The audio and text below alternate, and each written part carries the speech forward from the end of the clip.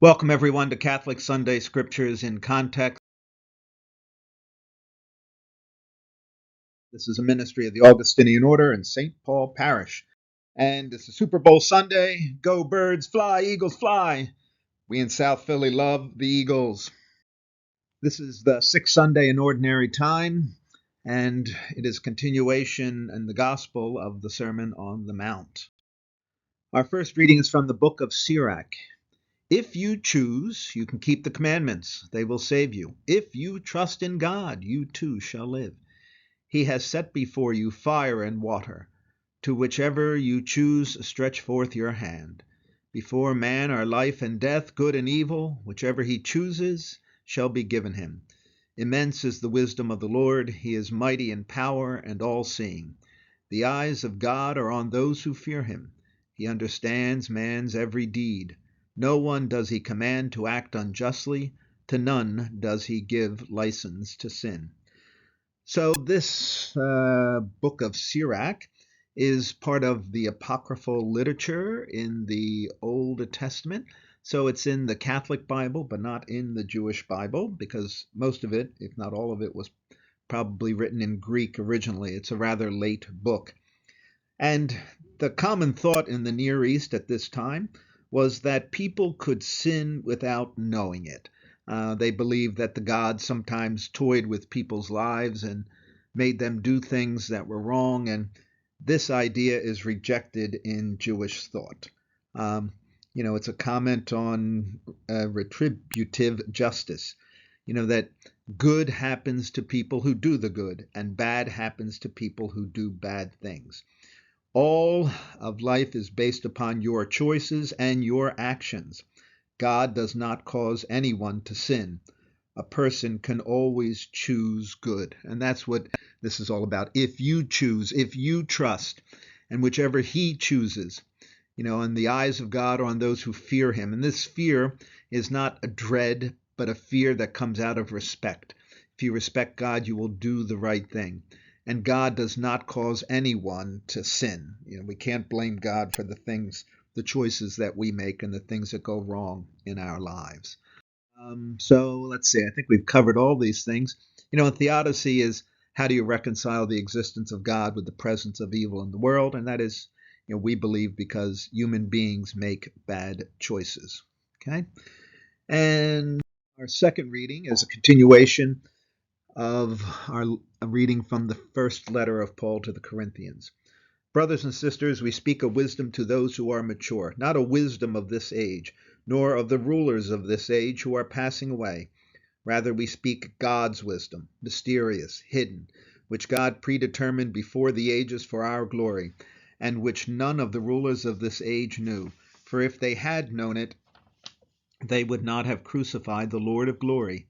But as it is written, what eye has not seen and ear has not heard, and what has not entered the human heart, what God has prepared for those who love him, this God has revealed to us through the Spirit.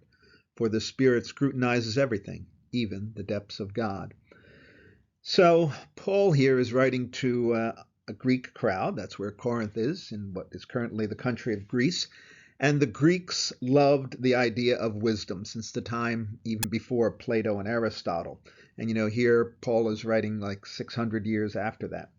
And so wisdom is important to them. And so they want to know why that the person they follow who was crucified and thought of a criminal, why they should follow him. And Paul's point is that God's wisdom is better than that of human. It's not a wisdom of this age. And Paul, Gnosticism, which was this movement that there was hidden knowledge and you had to join this group in order to come to understand this knowledge. And basically that was, so that people could make money. You could only get into the society and pay. You had to pay the teachers to learn what the secrets of living were. But Paul says that this knowledge that was hidden is now given to everyone, and it's for everyone, and it is no longer hidden. God has chosen to reveal it. It was mysterious and hidden. The Let's see, the secrets are no longer secret. And what people consider foolishness, the opposite of wisdom, is actually the wisdom of God. And Paul, as a Jewish person, has many stories in the scriptures that back up this idea. So let's see. I think we've covered all these points. The wisdom of God is better than the wisdom of the world. Okay, there we go. We're good. Now, Matthew's gospel this week is a really long one. So in the bold black print here, I have put out the shorter version and we'll focus on that. Jesus said to his disciples, I tell you, unless your righteousness surpasses that of the scribes and Pharisees, you will not enter the kingdom of heaven. You have heard that it was said to your ancestors, you shall not kill, and whoever kills will be liable to judgment. But I say to you, whoever is angry with his brother will be liable. You have heard that it was said, you shall not commit adultery. But I say to you, everyone who looks at a woman with lust has already committed adultery with her in his. Again, you have heard that it was said to your ancestors, do not take a false oath, but make good to the Lord all that you vow. But I say to you, do not swear at all. Let your yes mean yes, and your no mean no. Anything more is from the evil one. So at the beginning here, part of what we didn't read was that Jesus says, I have not come to abolish the law, but to fulfill the law.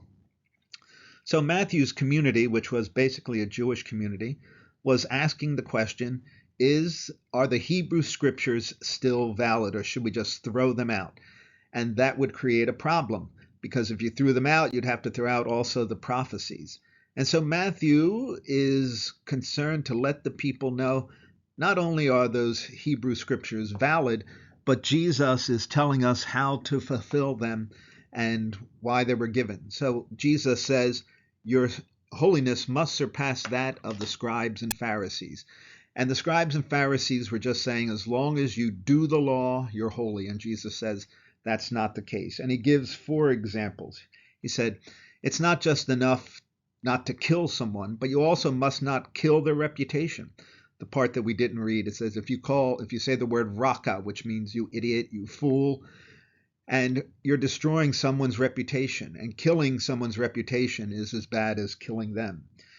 He says that, when you have something against your brother, you could just not deal with him, but that's not the fulfillment of the law. The fulfillment of the law is that you must reconcile and not just harbor a grudge and not do anything about it, but to bring peace and love. He says, do not commit adultery, but it's even more than that. You must love at all times. He says that, do not take a false oath. It's not that you need to take any oath at all. You should just always speak the truth. And so when Jesus says he has come to fulfill the law, he means that we must act more radically than we are currently doing. Let's see, I think we've talked about all these things. Yeah, so truth in the scriptures is you need to look at the Bible as a whole. And when you look at the Bible as a whole, Jesus says the fulfillment of the law is that you love God and love your neighbor as yourself. And that is really the key and the best way to interpret this passage here, is that love fulfills the law. Again, please pray for peace in Ukraine.